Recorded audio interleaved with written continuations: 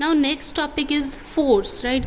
आप जो आपका मैकेनिक्स रहता है ब्रांच ऑफ फिज़िक्स, उसके बारे में, फोर्स के बारे में इन डेप्थ पढ़ेंगे।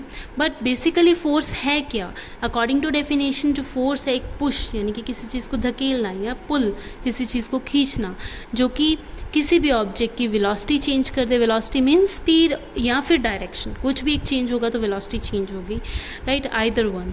एंड या फिर उसकी शेप चेंज कर दे, या फिर उसकी पोजीशन को चेंज कर दे, लोकेशन को चेंज कर दे, तो दैट इज़ कॉल्ड फोर्स। उस पुश या पुल को हम फोर्स बोलते हैं, राइट। फोर्स किसी भी चीज़ को पुश करने के लिए, किसी भी चीज़ को कैरी करने के लिए, किसी भी चीज़ को अगर हमें थ्रो करना है, राइट, जैसे प्रोजेक्टल मोशन में, तो हम एक फोर्स अप्लाई करते हैं, राइट। वो किसी भी चीज़ को डिफॉर्म कर सकता है, ब्रेक कर सकता है, राइट। तो इस चीज़ के, इन सब कंसेप्ट के लिए हमें अपना फोर्स का कंसेप्ट समझना पड़ेगा। फोर्सेस बेसिकली बच्चा 2 टाइप के रहेंगे। First is fundamental forces, second is derived forces. Fundamental forces बच्चे जो आपके नेचुरल फोर्सेस आपके नेचर में एज इट इज़ एग्जिस्ट करते हैं, जैसे कि ग्रेविटेशनल फोर्स है, इलेक्ट्रोमैग्नेटिक फोर्स है, या फिर स्ट्रॉन्ग न्यूक्लियर फोर्स है आपका, वीक न्यूक्लियर फोर्स है। ये सारे आपके क्या हैं, आपका फंडामेंटल फोर्सेस के कैटेगरी में आएंगे। उसके बाद बाकी जितने भी फोर्स हैं जिनके बारे में भी हम फिज़िक्स में बात करते हैं, जिनको हमने डिराइव किया है कहीं ना कहीं अपने नेचुरल फोर्सेस या फंडामेंटल फोर्सेस से, all other forces will come under the category of derived forces.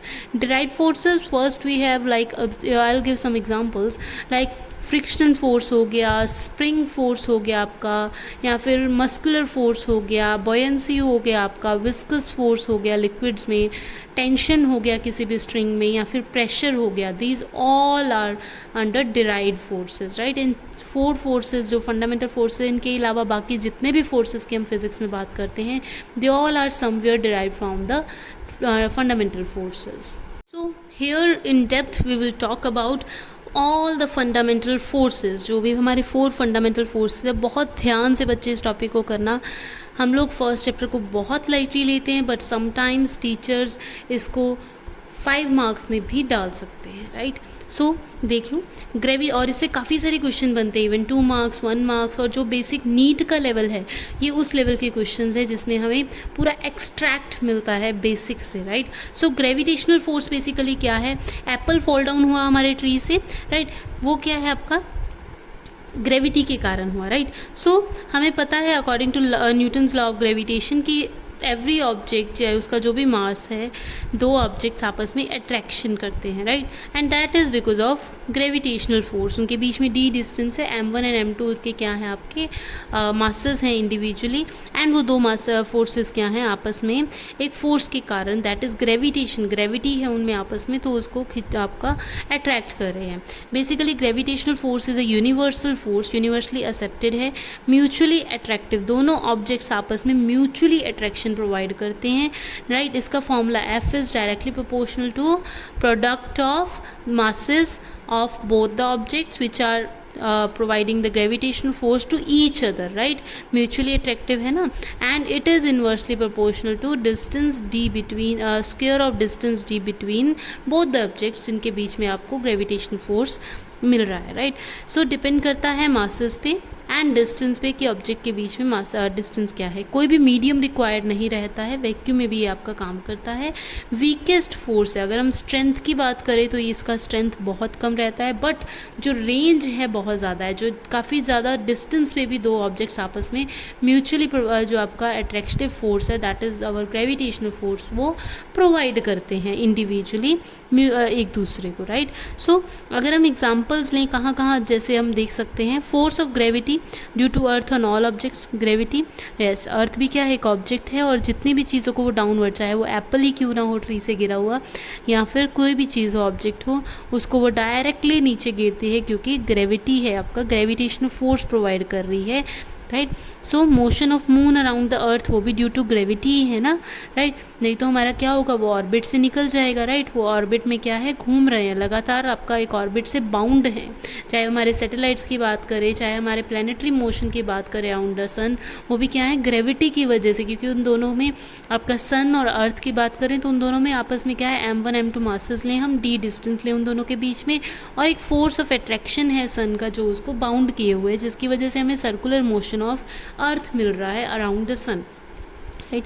Motion of bodies falling to the earth, कोई भी चीज़ चाहे वो एप्पल है वो नीचे गिर रही है तो क्या है वो आपका ग्रेविटेशनल फोर्स की वजह से ये, so it is very very important force हमारा लाइफ सर्वाइवल के लिए, right. So basically large scale phenomena जो होते हैं यूनिवर्स में, उसमें अगर हम देखें इस फोर्स का रोल क्या है, तो आपका फॉर्मेशन जितने भी आपके स्टार्स बनते हैं वो भी क्या है कहीं ना कहीं ग्रेविटेशनल फोर्स की वजह से है, फंडामेंटल फोर्स है हमारा। या गैलेक्सीज जितनी भी बनती हैं वो भी क्या है आपकी ग्रेविटेशनल फोर्स की वजह से ही इनका एवोल्यूशन होता है।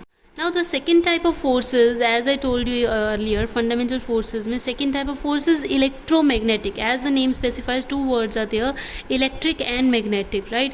So इसमें हम basically electric and magnetic fields की बात करते हैं, जो charges हैं उनकी बात करते हैं। अगर रेस्ट पे हुए तो इलेक्ट्रिक फील्ड जनरेट करेंगे, अगर मोशन में हुए तो करंट प्रोड्यूस होगा, और करंट आपका क्या है फर्दर आपका मैग्नेटिक फील्ड प्रोड्यूस करेगा। So force between any two charges और एनी टू मैग्नेट्स, राइट। चाहे वो अट्रैक्टिव फोर्स हो, आपने बचपन में भी ये एक्सपेरिमेंट्स किए हैं ना मैग्नेट्स के साथ, चाहे वो रिपल्सिव फोर्स हो बिटवीन टू मैग्नेट्स और बिटवीन टू चार्जेस, राइट।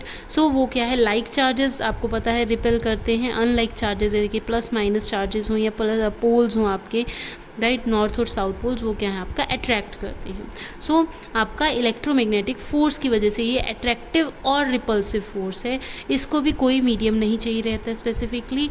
और जो ये ग्रेविटेशनल फोर्स आपका वीकेस्ट फोर्स था, बट ये क्या है उससे कुछ स्ट्रॉन्ग फोर्स है। कितना स्ट्रॉन्ग है, 10⁻36 टाइम्स मोर स्ट्रॉन्ग फोर्स है ग्रेविटेशनल फोर्स से। ये आपको याद रखने हैं कंसेप्ट, नीट के लिए वेरी वेरी इंपॉर्टेंट कंसेप्ट।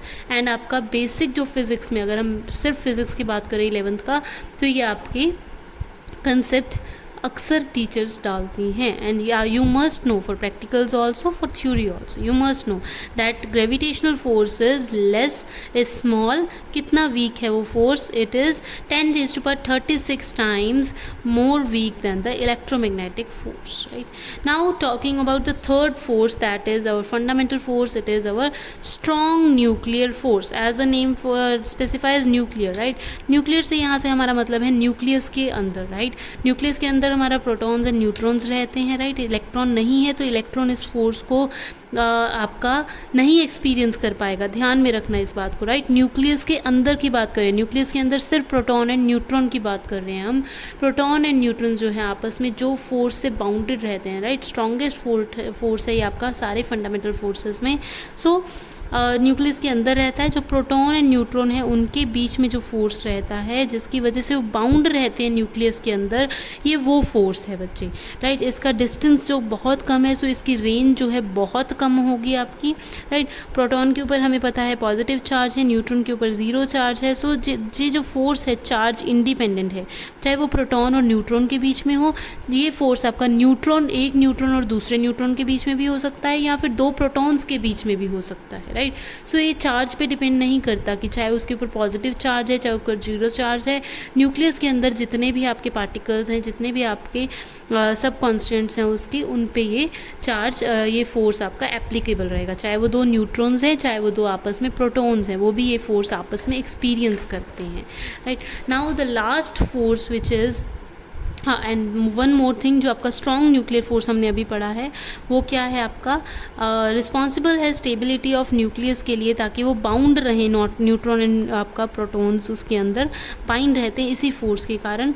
ये फोर्स आपका इलेक्ट्रोमैग्नेटिक फोर्स से भी ज़्यादा स्ट्रॉन्गर है। कितना, 100 टाइम, यानी कि 10⁻2 टाइम्स मोर स्ट्रॉन्ग है आपका इलेक्ट्रोमैग्नेटिक फोर्स से भी। फर्स्ट हमने पढ़ा था ग्रेविटेशन, वो वीकेस्ट था, राइट। उसके बाद हमने पढ़ा इलेक्ट्रोमैग्नेटिक फोर्स, वो आपका 10⁻36 टाइम मोर स्ट्रॉन्गर था as comparison to gravitational force. अब ये उससे भी स्ट्रॉन्गर आ गया है, कितना स्ट्रॉन्गर आ गया है, इलेक्ट्रोमैग्नेटिक फोर्स से 10⁻2 टाइम्स मोर स्ट्रॉन्गर फोर्स, यानी कि ये आपका जो आपका ग्रेविटेशनल फोर्स है उससे 10⁻38 टाइम्स मोर स्ट्रॉन्गर फोर्स है, राइट। बस इसकी रेंज बहुत कम है, इट इज़ 10⁻−15 मीटर्स डिस्टेंस, क्योंकि न्यूक्लियस के अंदर कितना सा डिस्टेंस होता है, राइट। सो इसकी रेंज बहुत कम है। इलेक्ट्रॉन्स जो होते हैं, इलेक्ट्रॉन आपके किसी भी एटम के, वो इस फोर्स को आपका नहीं एक्सपीरियंस कर पाएंगे बिकॉज वो न्यूक्लियस के बाहर रहते हैं, right. Now come to next last force which is weak nuclear force, इस चीज़ को बहुत ध्यान से पढ़िएगा। वीक न्यूक्लियर फोर्स बच्चा एक आपका ऐसा फोर्स है जो अक्सर हैवी जो एटम्स रहते हैं उनमें देखा जाता है। ये भी न्यूक्लियस के अंदर रहता है, तो इसकी रेंज भी बहुत कम है, बहुत स्मॉल सी रेंज है इसका, क्योंकि विद इन द न्यूक्लियस रहता है। 10⁻16 मीटर रहेगा, राइट। जो हैवी पार्टिकल्स रहते हैं बच्चे, हैवी जो हमारे एलिमेंट्स रहते हैं, रेडियो एक्टिव एलिमेंट्स हैं जैसे, राइट, वो क्या रहता है, उनका जो न्यूक्लियस रहता है, क्योंकि बहुत हैवी है ना, तो न्यूक्लियस जो रहता है वो काफ़ी अनस्टेबल रहता है, वो एमिट करता है रेडिएशंस को, जैसे कि अल्फा प्लस पार्टिकल्स को, बीटा नेगेटिव, राइट। सो आपका बीटा डिके होता है, आपका गामा डिके होता है, राइट। सो ये सब रहता है आपका। और जो प्रोसेस है जिससे ये एमिट होते हैं पार्टिकल, वो एक एनर्जी को शेयर करते हैं, उनके लिए एनर्जी को शेयर करने के लिए एक फोर्स रहता है, right. That is a week nuclear force. ये जो आप फोर्स की बात कर रहे हैं, वीक न्यूक्लियर फोर्स, जो आपका फंडामेंटल फोर्स है, जो आपको नेचुरली मिलता है आपका, राइट, वो फोर्स है आपका वीक न्यूक्लियर फोर्स। जो आपका बीटा डिके में एक इलेक्ट्रॉन आपका एक पार्टिकल है, अनचार्ज पार्टिकल रहता है, कोई चार्ज नहीं, एंटी न्यूट्रिनो पार्टिकल है आपका, वो आपका बीटा डिके में जब हैवी पार्टिकल्स आपके डिके होते हैं तो एमिट होता है। और जो एनर्जी एमिट होती है, उस एनर्जी को एमिट करने के लिए जो फोर्स चाहिए, that is our week nuclear force, right. और वो डिफरेंट आपका यूज़ होती है एनर्जी आपका। सो 2 फोर्सेस हमने पढ़े जिनका स्मॉल डिस्टेंस, ये क्वेश्चन अक्सर पूछा जाता है। शॉर्ट रेंज आपके फोर्सेस कौन कौन से हैं? Week nuclear force and strong nuclear force, both are short range forces. Now next is, अगर हम इन सभी फोर्सेस को कंपाइल करके एक चार्ट प्रेजेंट करें अपना, तो आपका क्या है, हमने अभी पढ़ा है कि सबसे वीक फोर्स आपका है आपका ग्रेविटेशनल फोर्स, उससे वीक है आपका वीक न्यूक्लियर फोर्स। स्ट्रेंथ के बारे में अगर हम बात करें, इलेक्ट्रोमैग्नेटिक फोर्स जो है उससे आपका स्ट्रॉन्ग है, इससे काफ़ी स्ट्रॉन्ग है। एंड आपका जो स्ट्रॉन्ग न्यूक्लियर फोर्स है, as I told you earlier, सबसे मोर पावरफुल फोर्स है और न्यूक्लियस के अंदर ही होता है। ये आपके डिफरेंट कैरेक्टरिस्टिक्स हैं। एक बार आपने ये चार्ट पूरा कर लिया तो आप नीट के लिए काफ़ी ज़्यादा क्वेश्चंस निकाल सकते हो। जो बच्चे कहते हैं कि फर्स्ट चैप्टर नहीं पढ़ना है, उसमें कुछ नहीं है, जो टीचर्स बोलते हैं नहीं बच्चों इसमें काफ़ी कुछ है पढ़ने के लिए, राइट। सो अच्छे से पढ़ना। सो ग्रेविटेशनल फोर्स, ये हमें फॉर्मूला मिलता है। Electromagnetic force as we know हमारे 2 चार्जेस के बिटवीन में रहता है, राइट। वीक न्यूक्लियर फोर्स हमारा न्यूक्लियस के अंदर ही रहता है, स्ट्रॉन्ग न्यूक्लियर फोर्स भी हमारा न्यूक्लियस के अंदर ही रहता है।